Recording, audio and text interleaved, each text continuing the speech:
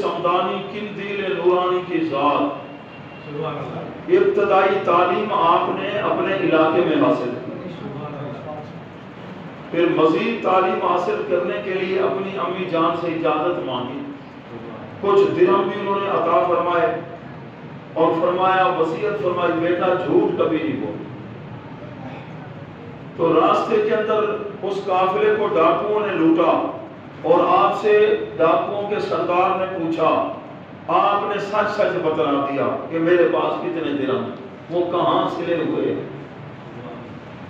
آپ کی سچائی کی اتنی تاثیر اور اتنا اثر ہوا، وہ سوچنے لگا چھوٹی عمر کا بچہ ہے، یہ اپنی ماں کی وصیت کو نہیں بھولا۔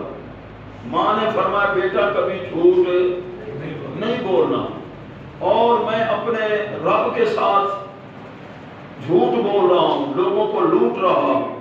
اس نے توبہ کی اور جتنے ڈاکو تھے وہ سب تائب ہو گئے۔